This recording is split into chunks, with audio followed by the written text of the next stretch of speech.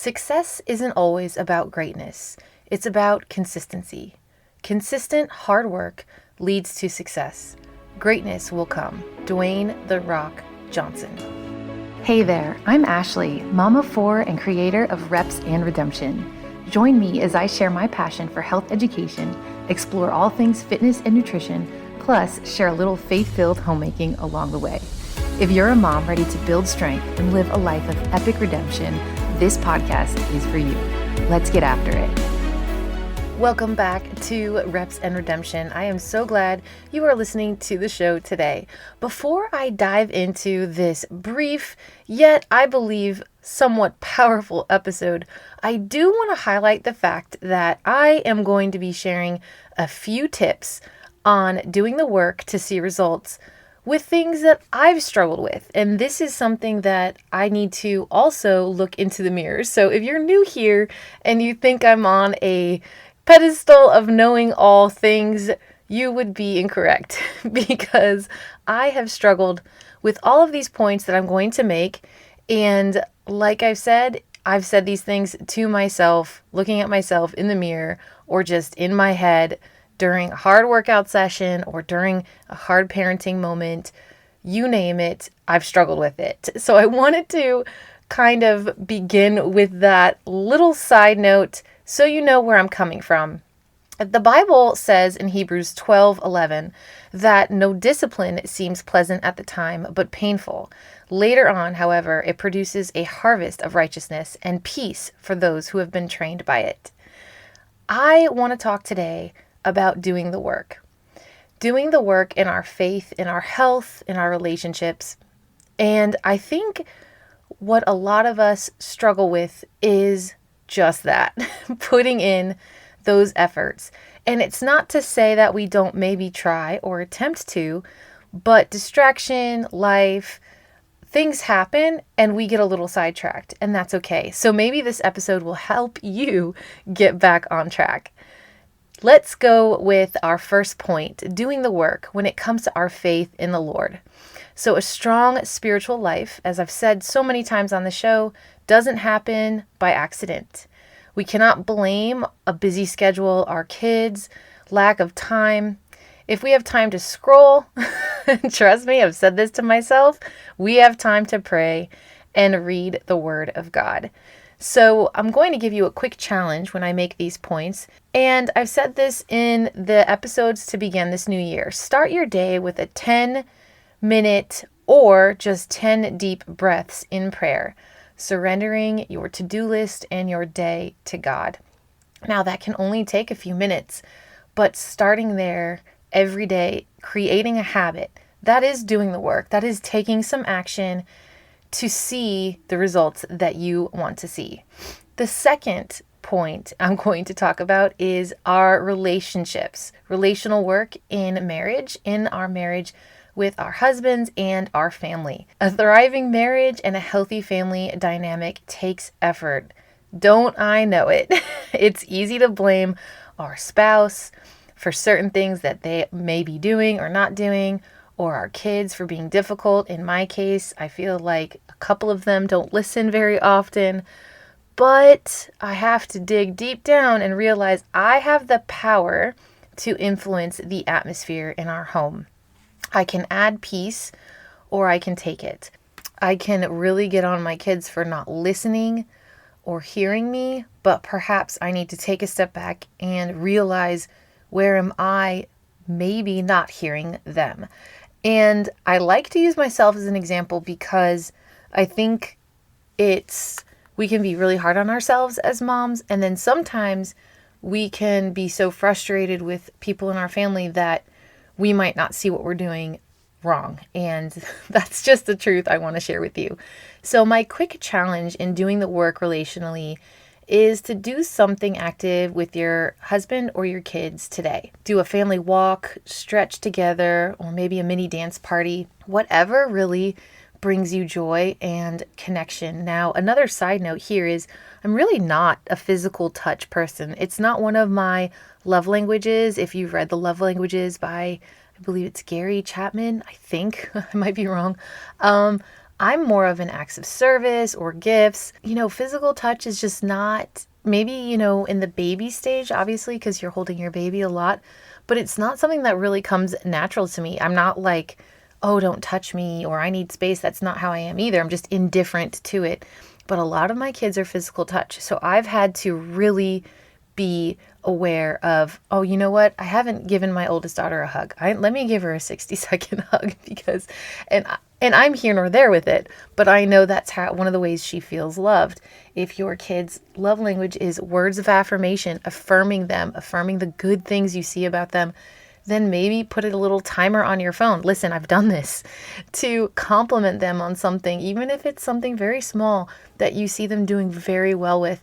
This helps them feel loved and allows them to trust you even more. So number 3 on doing the work, this is within our health and fitness. Own your choices. We cannot blame others for what we lack. So saying, I'm overweight because so-and-so brings sweet treats into the house and then I eat them. Or I can't work out because I have kids. This shifts responsibility onto other people. We are grown adults. We make our own choices. No one is forcing you or me to skip a workout, overeat, or neglect your health. No one. Let that sink in. No one. Now, this is not me saying that life doesn't happen, kids get sick, your spouse needs you. That's not it. I'm talking over an extreme length of time, choice by choice, whatever you've put in your body, how you've worked out or lack thereof, is a choice over time. So I think this is one of the biggest places where, as moms, we need to own up to, all right, this is on me, no one else. So if I'm lacking time, how can I get in a solid workout or eat healthier when I'm hungry or when something comes up, and have these things ready? What do I need to do?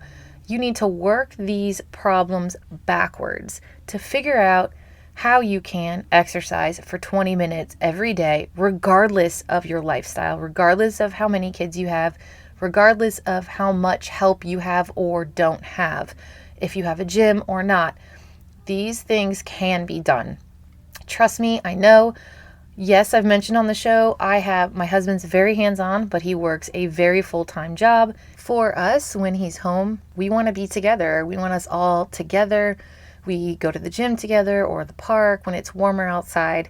He does encourage me to go record a podcast or do interviews, but sometimes I try not to plan those things when he's home because, like I said, having that family time is super important to all of us as well.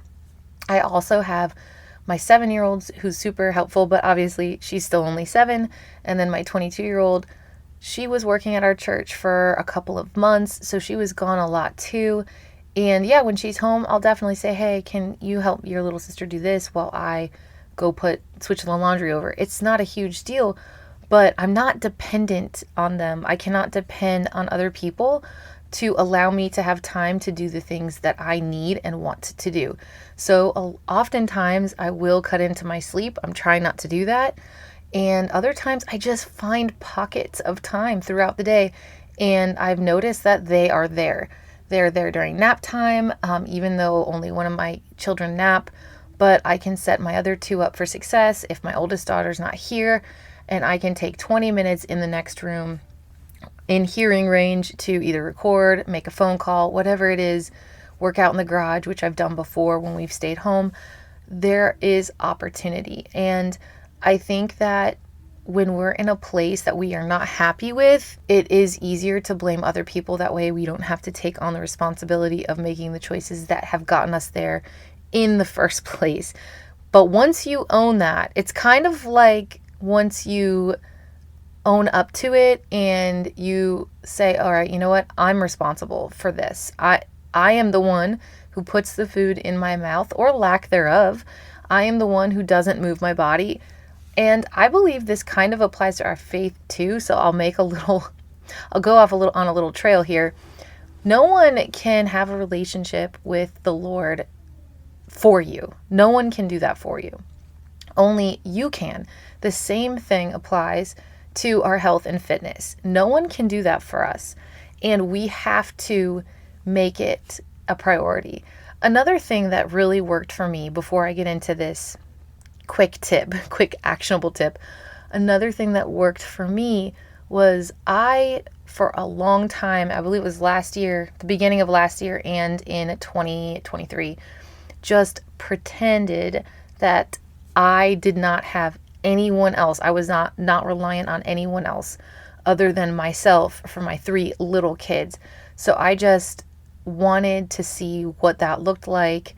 And it really opened my eyes up to what I was capable of, being present with them, number one, being there for them, but also getting the things done that I needed to get done, knowing that I didn't have anyone else to rely on. Now, I did, okay, but I just wanted to build these habits in for my life as the main caretaker in my family and the main, obviously, homemaker, and see what that would look like. And it actually really made me get really creative. So really quick, I want to give you a quick workout. I'm calling this the 5-minute Mom Strong Circuit. You do not need any equipment. 5 minutes, you set it on your stove. You can do it in the kitchen. You can do it while your kid watches one episode of Bluey, however you want to do it. But you're going to do each one for 30 seconds, just for 5 minutes, as long as, the 5 minutes goes. So when the timer goes up, you're done. You're going to do 30 seconds body weight squats, then push-ups, modify if you need to, reverse lunges, plank hold, and then you can add 2 or 3 more things if you're feeling kind of crazy, or just do that for 3 more rounds, as long as time allows. So this allows you to burn some quick energy, get in a little workout while something else is happening in your home, but it's not really difficult to spare 5 minutes.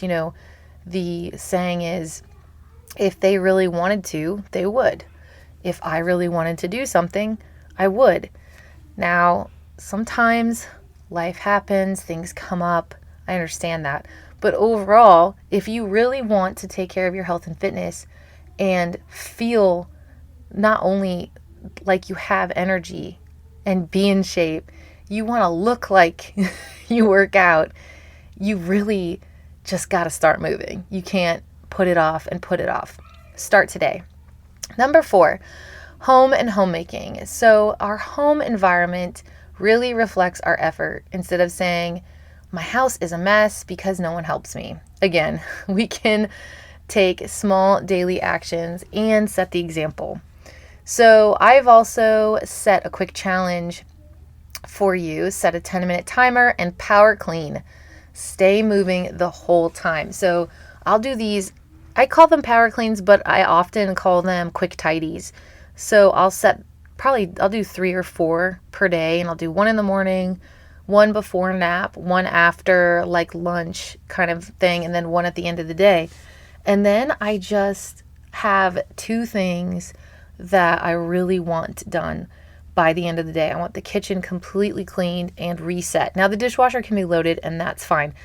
But I feed my sourdough starter. Her name is Sarah. I feed her. She's already fed. Everything's clean. The cast irons are clean. Everything's ready to go. The coffee is set. Just done.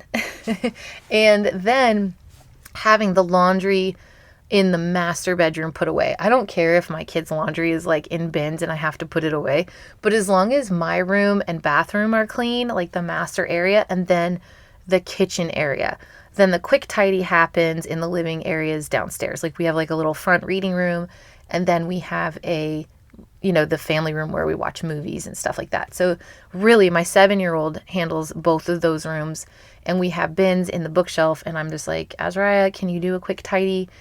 4 minutes. And she does the playpen. She'll put the blankets back on the couches. She'll put all the toys away.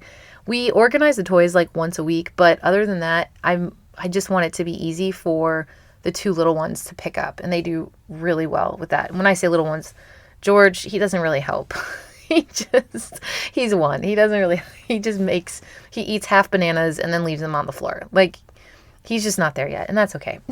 So I wanted to share a bonus with you when it comes to personal dreams. Now, again, I could look in the mirror and say this, so just take this with a grain of salt, but if it really helps you or makes you think, I'm glad.